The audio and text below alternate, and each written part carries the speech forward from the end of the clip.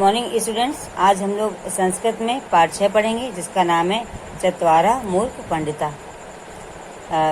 इस कहानी में चार मित्र हैं और उन्हीं के बारे में इसमें ये कहानी है कि उसमें से जो 3 मित्र थे उनको शास्त्रों का बहुत ज्ञान था और जो चौथा मित्र था उसको शास्त्रों का ज्ञान बिल्कुल भी नहीं था, लेकिन वो बुद्धिमान था। तो इसीलिए इसका नाम रखा गया है कि 4 विद्वानों की इसमें मित्रता है और एक की विद्वता और शेष 3 की मूर्खता का वर्णन इसमें किया गया है। इस पाठ में जो चौथा मित्र था उसके बुद्धिमानी की बात इसमें कही गई है। बाकी जो 3 मित्र थे उनकी मूर्खता का वर्णन इस पाठ में किया गया। बड़ा ही सुंदर सा पाठ है। चलिए हम लोग इसको पढ़ते हैं। कस्मश्चित ग्रामे चत्वारि मित्राणि आसन। कस्मश्चित मतलब किसी गांव में 4 मित्र थे। तेसु त्रयः शास्त्रेषु तो पारंगता परंतु व्यवहारे बुद्धि रहिता। तेसु मतलब उनमें से 3 मतलब 3 शास्त्रों में पारंगत थे, मतलब निपुण थे, परंतु किंतु व्यवहार में वो बुद्धि रहित थे। बुद्धि रहित मतलब कि मूर्ख थे। तेसु त्रयः शास्त्रेषु तो पारंगता परंतु व्यवहारे बुद्धि रहिता। उनमें से 3 तो शास्त्रों में निपुण थे लेकिन व्यवहार में मूर्ख थे।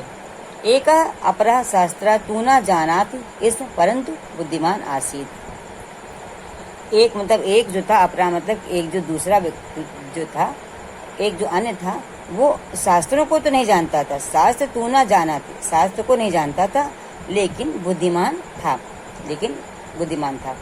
एकदा ते निश्चयं कृतवान। एक बार ते मतलब उन सभी ने मतलब किसने, वो जो 4 मित्र थे उन्होंने। ते बहुवचन है प्रथम पुरुष का। एक बार ते मतलब उन्होंने, निश्चय कृतवान मतलब निश्चय किया। क्या निश्चय किया? यत् मतलब कि वयम देशांतरम गत्वा महाराजस्य पुरतः स्वज्ञानस्य पांडित्यस्य च प्रदर्शनम करिष्यामः। वयम मतलब हम सब, देशांतरम मतलब कि देश विदेशों में, गत्वा मतलब जाकर के महाराज के सामने अपने ज्ञान और पांडित्य का प्रदर्शन करेंगे।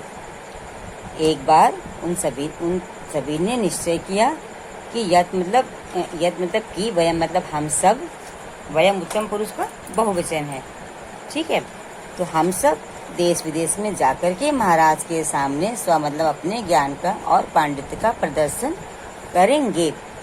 एवं चिंतित्वा ते देशांतरं प्रस्थिता। इस प्रकार से निश्चय करने के बाद वो देश विदेश में वो चल दिए। प्रसिद्ध मतलब कि निकल पड़े। मार्गे ते एकस्य मृत सिंहस्य अस्थीनि दृष्टवन्तः। मार्गे मतलब मार्ग में, ते मतलब उन्होंने, एकस्य मतलब एक, मृत मतलब मरे हुए, सिंह की, अस्थीनि मतलब होता है हड्डियां, दृष्टवन्तः मतलब देखा। मार्ग में उन्होंने एक मरे हुए शेर की हड्डियों को देखा। तदा तेषु एकः उक्तवान। तदा मतलब तब, तेषु मतलब उनमें से एक ने, उक्तवान एक ने कहा। क्या कहा? भो सुहद्रा मतलब कहते हैं कि अपने मित्र को, अरे वो मतलब अरे मित्रों, अस्माकं विद्याया परीक्षां कर्तुम एकः अवसरः लब्धः। अस्माकं मतलब हमारी विद्या की परीक्षा करने का एक अवसर मतलब मौका, लब्धा मतलब प्राप्त हुआ है। हमें अपनी विद्या की परीक्षा करने का एक मौका मिला है। हम एव सिंह जीवितम कुर्मः। हम सभी इस सिंह को जीवित करें। इस प्रकार से उसने कहा। एवं मुक्त्वा स सिंहस्य अस्थीन् योग क्रमेण योजितवान। एवं मुक्त्वा मतलब ऐसा कह करके वह शेर की हड्डियों को योग से जोड़ने लगा, ठीक है। योग से मतलब कि उनको क्रम से लगाने लगा।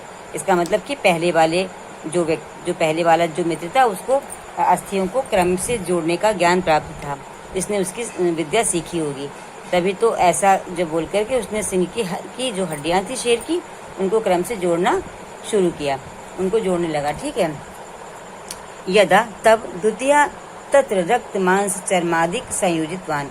तब जो दूसरा मित्र था उसने वहाँ पर रक्त और मांस और जो है जो त्वचा होती शरीर की उसको जो है लगा दिया उसकी हड्डियों के ऊपर। तदंतरम यदा तृतीया प्राण दानम कर्तुम उदिता, तब जो तीसरा मित्र था वो प्राण फूकने के लिए तैयार हुआ। इसका मतलब है कि तीनों मित्रों को अलग अलग विद्या का ज्ञान था।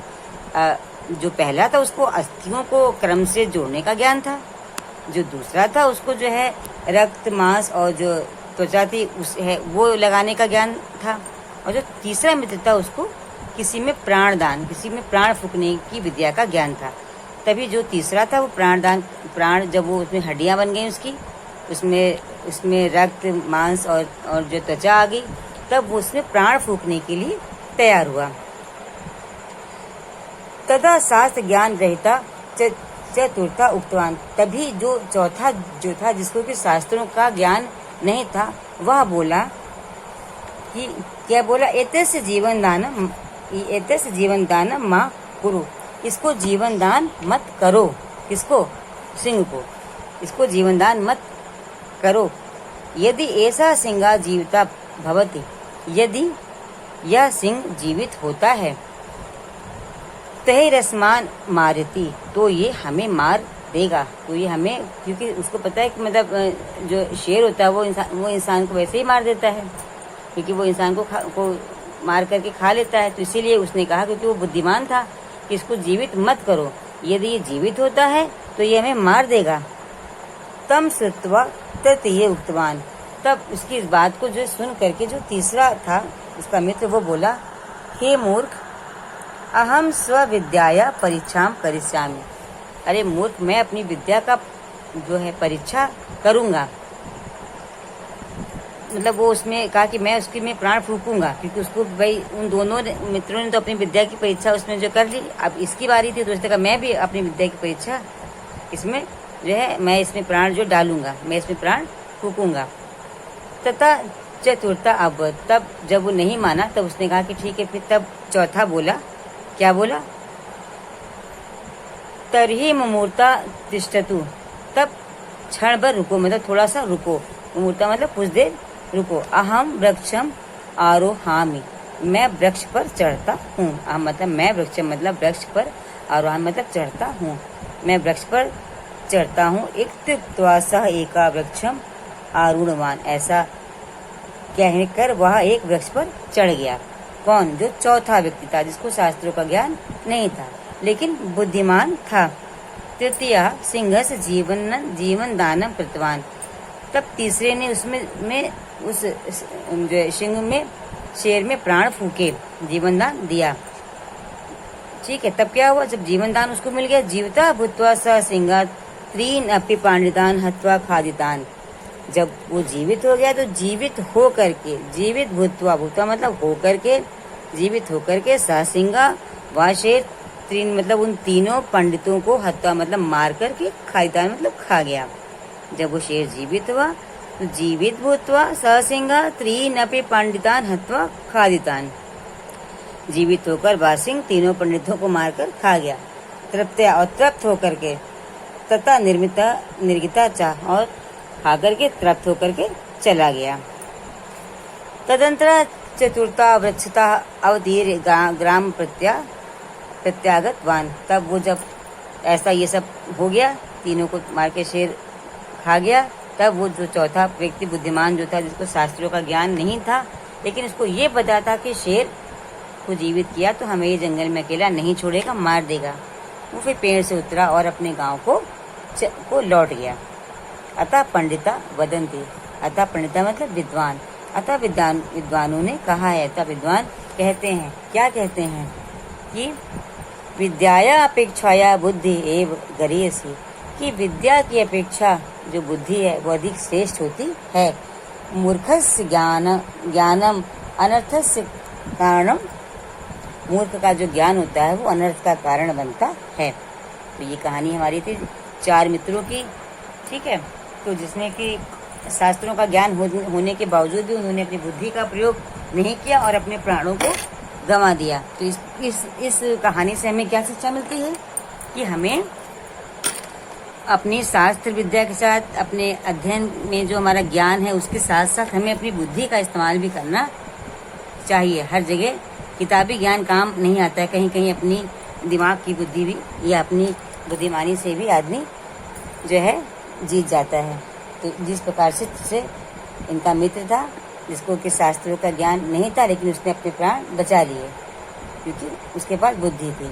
तो इस तरह से बुद्धि की हमेशा जीत होती है। तो बुद्धि जो होती है वो विद्या की अपेक्षा अधिक श्रेष्ठ होती है। अब ये बड़ा अच्छा सा पाठ था बच्चों, इसको आप लोग जो है पढ़ लीजिएगा, और कोई दिक्कत हो तो दोबारा से हमसे पूछ लीजिएगा, और इसकी पीजे भेजेंगे वो बना करके, उसके क्वेश्चन आंसर करने के बाद हमें भेज दीजिएगा। इसके कुछ आपको शब्द अर्थ हम बता देते हैं जरा से। देखिए, कस्मिंश्चित् ग्रामे, किसी गांव में, मित्राणि मतलब होता है मित्र, बहुत सारे, जब ज्यादा होते हैं मित्र तो होता है मित्र। पारंगता का मतलब होता है निपुण, ठीक है। बुद्धि रहिता का मतलब होता है बुद्धि रहित अर्थात मूर्ख, जिसके पास बुद्धि नहीं है। अपरा का मतलब होता है दूसरा। निश्चयम कृतवंता का मतलब होता है निश्चय किया। महाराजस पुरता मतलब होता है महाराज के सामने। ज्ञान से मतलब ज्ञान का। प्रस्थिता मतलब चल पड़े। दृष्टवंता मतलब देखा। उक्तवान का अर्थ होता है बोला, कुछ कहना। परीक्षा कर्तुम का मतलब परीक्षा करने के लिए। अवसर मतलब मौका, ठीक। लब्धा मतलब प्राप्त हो गया। एवं मुक्ता मतलब ऐसा कहकर। योग क्रमेण मतलब निश्चित क्रम में। योजितवान मतलब लगा दिया। उदिता मतलब तैयार, ठीक है। माँ मतलब मत, और तरही मतलब तो। मुहूर्त मतलब क्षण भर। तिष्ठु मतलब रुक जाओ। आरूढ़वान मतलब चढ़ गया। हत्वा मतलब मार कर। खादितवान का मतलब होता है खा गया, ठीक है। तृप्त्या मतलब तृप्त होकर। ता मतलब वहां से। निर्गता मतलब चला गया, ठीक। अवतीर मतलब उतर कर। और प्रत्यागतवान मतलब लौट आया। इन शब्दों के अर्थ आप जरूर याद कर लीजिएगा, तो आपको पाठ पढ़ने में आसानी होगी, ठीक है। बाय।